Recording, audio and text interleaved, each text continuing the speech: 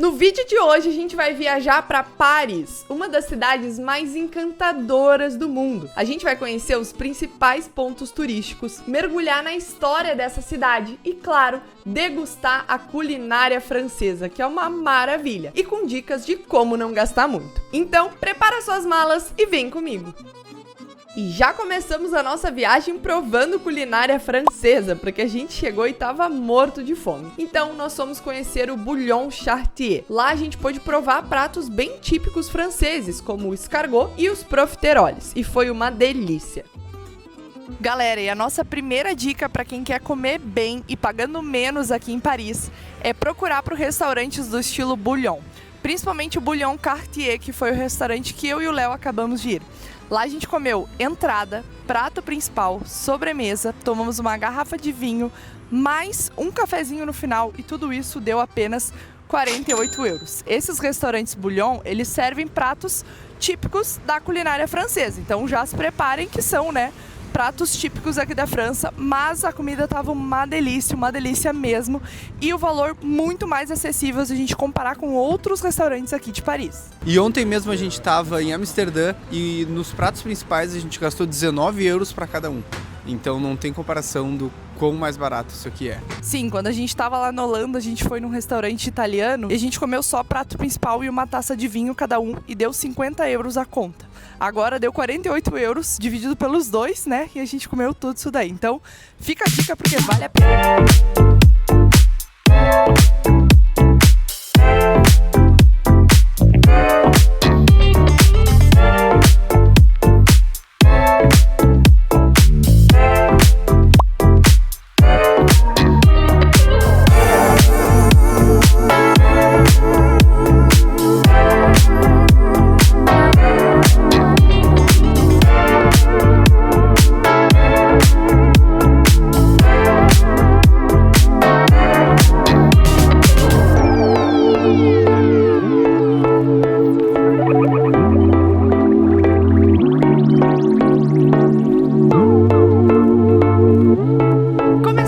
Roteiro aqui em Paris, a nossa primeira parada é nas Galerias Lafayette. É um símbolo do luxo e da elegância da Cidade Luz. Aqui você vai encontrar várias lojas de luxo, marcas conhecidas e cheiro de perfume bom para todo lado. Mas a parte mais legal da galeria é apreciar o seu dômulo, a cúpula de vidro que fica localizada em cima da galeria, que é reconhecida por sua elegância. E além disso, aqui na Galeria Lafayette vocês vão encontrar duas atrações gratuitas, que é o Glass Walk, onde a gente pode caminhar em cima de um vidro temperado para tirar uma foto bem no meio da cúpula e bem no meio da galeria, tem fotos bem bacanas, e também admirar toda a arquitetura interna da galeria lá de cima. E a outra atração é o terraço, onde você consegue ter uma vista 360 de Paris, inclusive uma vista para Torre Eiffel e para Ópera Garnier totalmente de graça. Então, anota aí a dica porque essa atração é imperdível.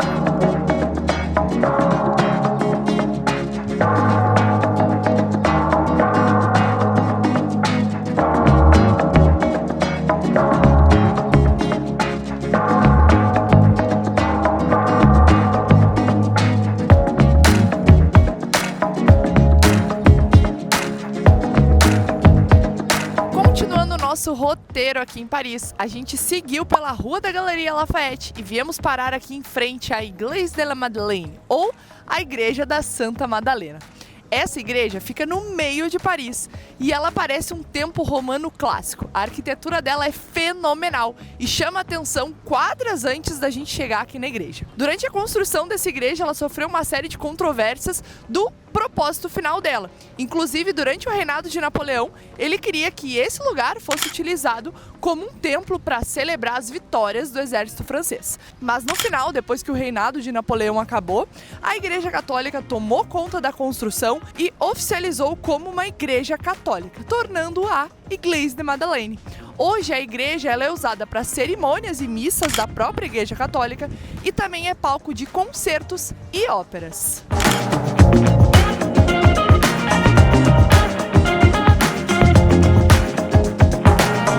Galera, olha só a frente dessa igreja, que fenomenal. Eu e o Léo, a gente tá até agora chocado do quão bonita e tão enorme que ela é. A gente achou muito legal e vai dizer que não lembra o antigo Parthenon.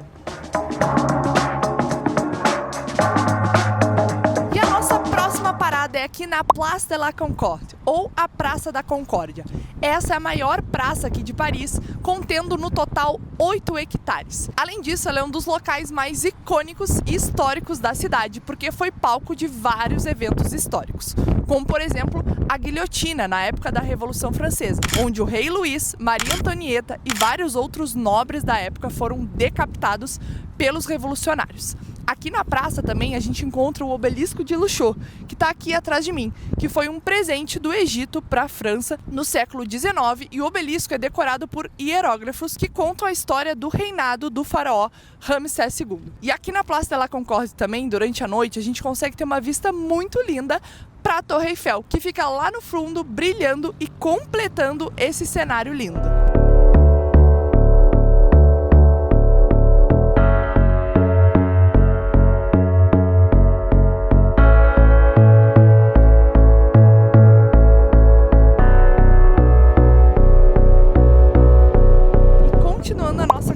Nós saímos lá da Place de la Concorde e viemos contornando o Rio Sena para chegar aqui no Jardim de Tuileries, em frente ao Museu do Louvre.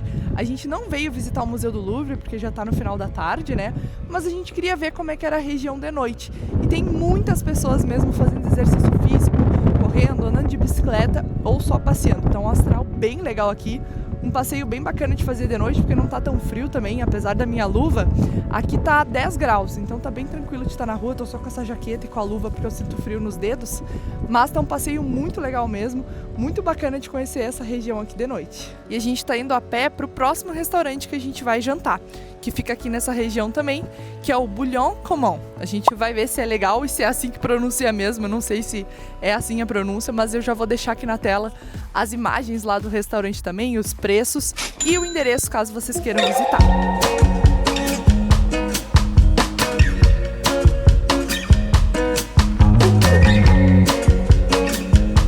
Começando o nosso segundo dia aqui em Paris, nós viemos visitar o famoso Museu do Louvre. Esse lugar que já foi Fortaleza Real, Casa da Realeza e hoje é um museu aberto ao público. Vamos começar entendendo um pouquinho mais sobre a história do prédio que hoje abriga o Museu do Louvre. Aqui, como eu mencionei, já foi uma fortaleza real, que foi construída no final do século XII, que era para proteger Paris das invasões dos estrangeiros. Depois, os monarcas e os nobres vieram morar aqui dentro do Louvre, se tornando a residência oficial da monarquia francesa. Eles moraram aqui até o século XVI. Depois, o rei Luís XIV transferiu toda a corte francesa para o Palácio de Versalhes, que é uma das próximas atrações que a gente vai conhecer durante a nossa viagem em Paris. Depois, durante a era napoleônica, o Museu do Louvre foi renomeado para Museu Napoleão, e o Napoleão usou esse lugar para exibir coisas que ele havia saqueado durante as suas conquistas. Mas várias dessas obras foram devolvidas ao seu local original depois da derrota de Napoleão. E, no final da Revolução Francesa, o Museu do Louvre virou, enfim, um museu aberto ao público com mais de 500 obras. E hoje o museu já tem mais de 35 mil obras. E dizem que se você passar 30 segundos vendo cada uma delas, você levaria 200 dias para conhecer todas as obras do museu.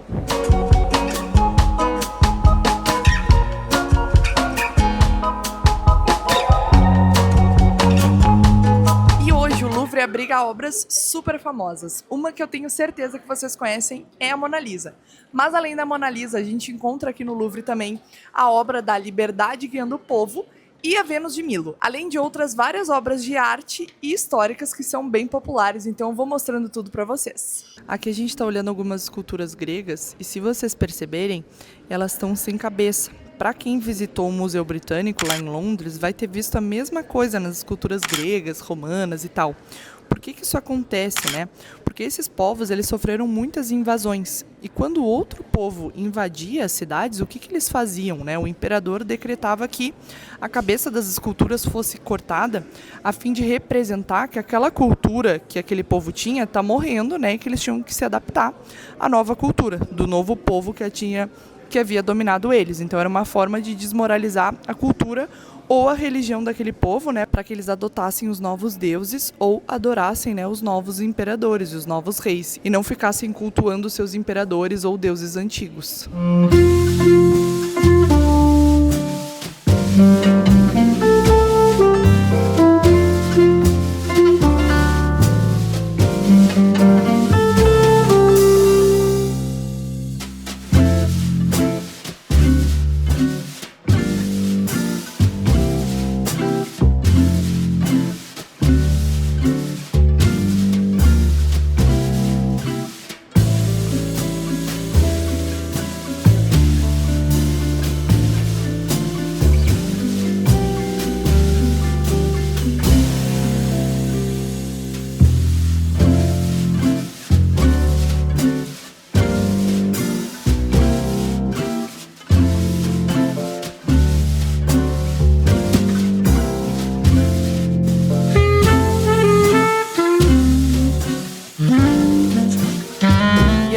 gente chegou na parte da história do Louvre, e essas são as muralhas de quando o Louvre era uma fortaleza medieval, que foi, né, a sua primeira designação, por assim dizer, né? O Louvre inicialmente era uma fortaleza medieval do século XII. Tudo isso, galera, é fila pra tirar foto da Mona Lisa de frente, olha só. A gente ficou ali na fila, mas não conseguimos uma foto muito boa, porque tá muito lotado. E ali ela, ó, aqui na lateral, não consigo ir lá pra frente porque tá muito cheio, mas tá ali ela. E a segunda parada do dia foi ela, a icônica Torre Eiffel. A gente comprou os ingressos antecipadamente para subir até o segundo andar, porque no inverno, infelizmente, o topo fica fechado. Mas mesmo assim, a vista de lá já é incrível, dá pra ver toda a cidade lá de cima, é encantador mesmo e dá pra tirar umas fotos maravilhosas. A única pena é que tava chovendo bastante. E depois, lá na torre mesmo, a gente fez o Tour Eiffel Experience, que eu achei o máximo, é uma experiência imersiva com óculos de realidade virtual como se fosse um jogo. E a gente comprou junto com o ingresso da torre. A gente adorou demais e recomenda para quem vier com a família ou com os filhos.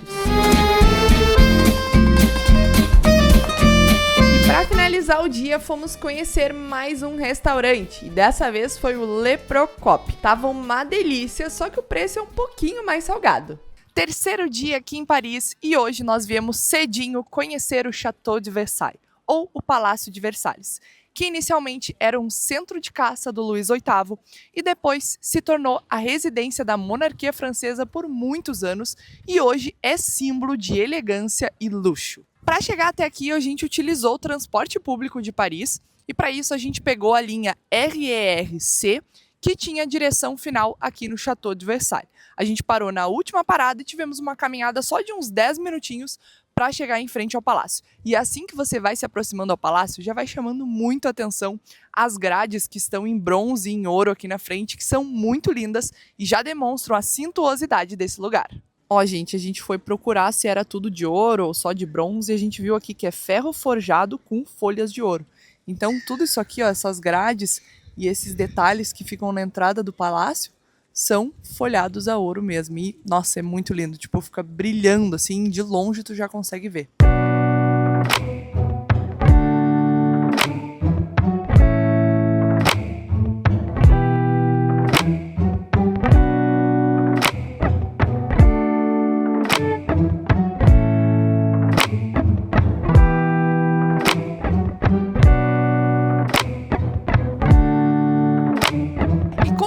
Nosso passeio por Versalhes, a gente veio conhecer os famosos jardins do palácio. Esses jardins, que hoje são enormes, têm somente 800 hectares dos originais 8.000 hectares na época do rei Luís XIV. Lembrando que o rei Luís XIV foi um dos reis que mais contribuiu para a construção e para a história desse palácio. E aqui nos jardins do Palácio de Versalhes, além da vista deslumbrante, da paisagem magnífica, a gente também encontra outras 3 instalações que são os pequenos chateaus, que eram lugares mais íntimos e aconchegantes que os reis e as rainhas usavam como um refúgio longe da corte.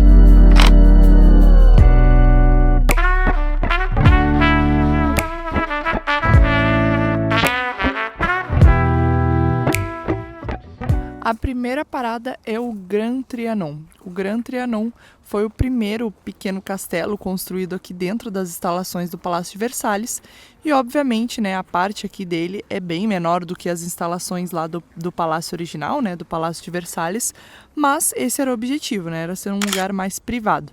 E o Luís XIV fez ele do seu refúgio para fugir de toda a corte e as pessoas que moravam lá dentro do palácio e ter um tempo mais à vontade, né, mais privado com a sua família. Mas o Grand Trianon, ele também foi a residência oficial do Napoleão Bonaparte, que depois que assumiu o império se mudou para cá com a sua família. E o Napoleão e a família dele só moraram aqui no Grand Trianon porque o governo na época não tinha dinheiro, né, o governo, eu digo Napoleão, não tinha recurso suficiente para restaurar o Palácio de Versalhes, porque depois da Revolução Francesa, muitas coisas haviam sido destruídas, né, e saqueadas lá do Palácio de Versalhes. E para tornar aquilo uma moradia de novo, teria que ter várias restaurações e também, né, criação de novos móveis, enfim. E aí, lá é gigante, é imenso, né, são muitas salas. Então, por conta de recursos, o Napoleão Bonaparte abriu mão da ideia de morar lá no Palácio de Versalhes e assumiu sua residência aqui no Grand Trianon, que fica dentro dos perímetros do Palácio de Versalhes, mas é bem menorzinho.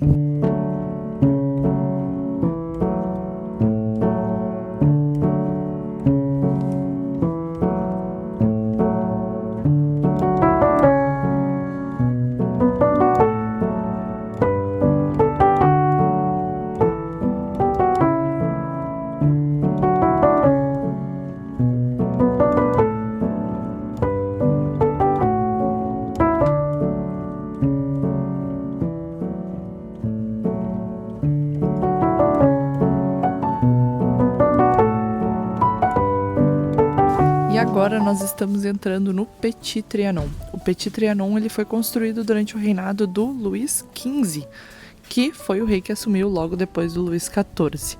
Inicialmente ele era a casa da amante do Luís XV, mas depois se tornou famoso por ser o refúgio favorito da Maria Antonieta.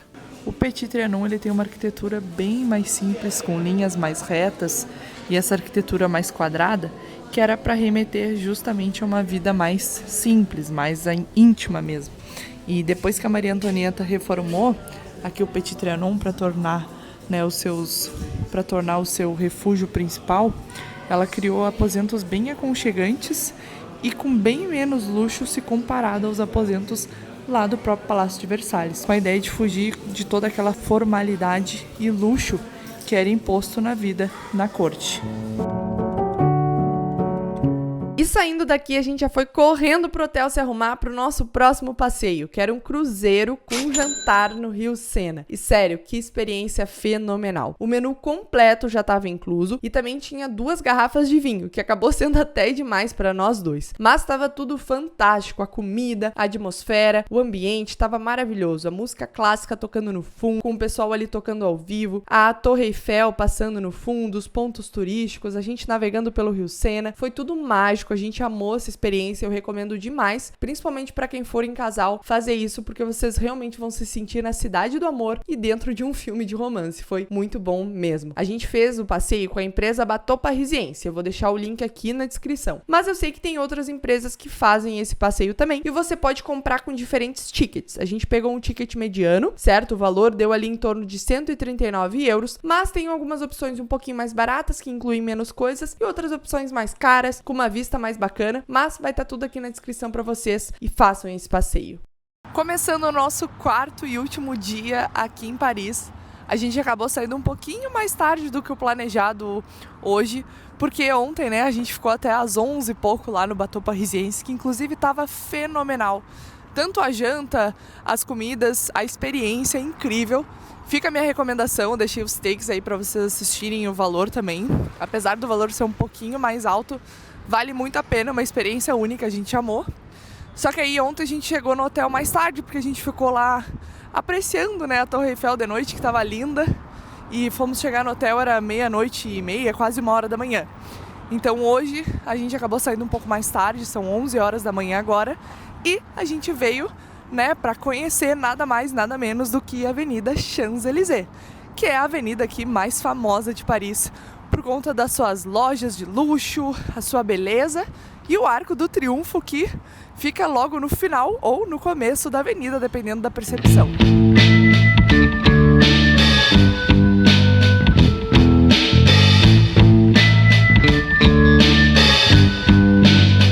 Ó, galera, pra gente vir ali da Champs-Élysées e chegar aqui no Arco do Triunfo, não vai atravessar a avenida correndo, tá? Essa é uma avenida que junta... O Arco do Triunfo junta 8 avenidas aqui de Paris, incluindo a Champs-Élysées, e é muito perigoso você atravessar isso aqui. Para chegar até o Arco do Triunfo, tem uma passagem subterrânea ali no final da Champs-Élysées. É só entrar na passagem subterrânea, seguir reto, que aí vai sair aqui direto no Arco do Triunfo.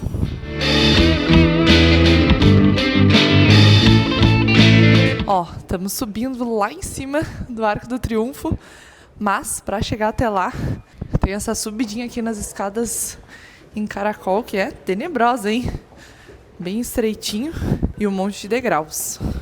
Galera, e o Arco do Triunfo é um monumento tão simbólico e tão bonito que ele foi replicado em várias partes do mundo. E aqui dentro do Arco do Triunfo tem esse mapinha que a gente consegue ver, né, onde tem uma réplica, certo, do Arco do Triunfo, e ali ele mostra a imagem, quando foi construído e um pouco da história dessa réplica do arco. Só para vocês entenderem a importância desse monumento. E eu tô meio ofegante, que a gente acabou de terminar de subir os degraus, e são muitos degraus, deu para cansar as pernas. E agora contando um pouquinho mais sobre a história do Arco do Triunfo, ele foi encomendado em 1806 por Napoleão Bonaparte, como uma forma de comemorar as vitórias do exército francês nas suas batalhas e também homenagear os soldados. Mas ele foi ser finalizado somente em 1836, 30 anos depois, pelo rei Luís Felipe, que manteve o objetivo original do monumento, homenageando todos os soldados da França que perderam suas vidas na batalha e também todas as vitórias do exército francês. E começou a chover bem na hora que a gente subiu aqui, tá muito frio, mas a vista é muito legal. Dá pra ver todas as avenidas aqui se juntando no Arco do Triunfo, muito massa. Galera, assim que a gente saiu lá do Arco do Triunfo, tava chovendo demais, demais mesmo. E como a gente tinha separado vários passeios para fazer ao ar livre hoje, a gente acabou, né, tendo que voltar pro hotel e tudo foi por água abaixo. A gente queria ir no bairro Montmartre, conhecer um pouco mais do bairro, passar lá pela frente do Moulin Rouge e também conhecer a Sacré-Cœur. Mas como tava chovendo demais, não deu pra gente fazer esse passeio, a gente acabou voltando pro hotel. E, inclusive, a primeira vez que eu vim em Paris foi em 2019 com a minha família. Eu também não consegui conhecer a Sacré-Cœur, não deu tempo, né? A gente ficou 7 dias, mas a gente fez tanta coisa que não deu tempo de ir lá visitar. E eu achei que dessa vez eu ia conseguir ir lá conhecer, mas de novo não deu. Mas fica aí a indicação para vocês, pro roteiro, para quem conseguir conhecer o bairro de Montmartre, passar pelo Moulin Rouge, passar pelo muro do Eu Te Amo, né? Que tem o Eu Te Amo escrito em várias línguas, e também conhecer a Sacré-Cœur. E agora a chuva já baixou, então a gente voltou pra rua para passear e a gente foi jantar no Bouillon Commun, que foi o restaurante que a gente comeu no primeiro dia. A gente gostou muito e tava uma delícia de novo. Eu vou deixar o nome certinho aqui do restaurante para vocês, as comidas que a gente pediu e quanto deu, mas fica aí a minha indicação. E agora a gente tá aqui na região da Ópera Garnier e a gente vai andando lá até a Église de Madeleine, que foi aquela igreja que eu mostrei para vocês, porque a gente vai assistir lá um concerto que vai ser uma apresentação de uma das obras de Vivaldi, que é as 4 estações de Vivaldi. O Léo tá bem animado porque ele gosta bastante de música clássica, eu também tô animada para ver como é que vai ser. Então, bora lá!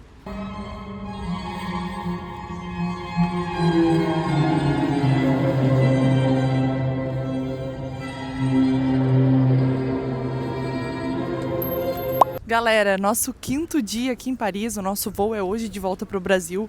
E olha só, abriu um baita solzinho, tá um dia maravilhoso. Aí a gente aproveitou que o nosso voo é só às 7 horas.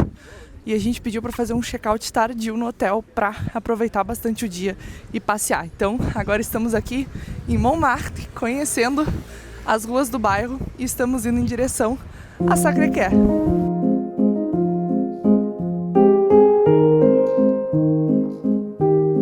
E a nossa primeira parada aqui em Montmartre é o Muro do Eu Te Amo.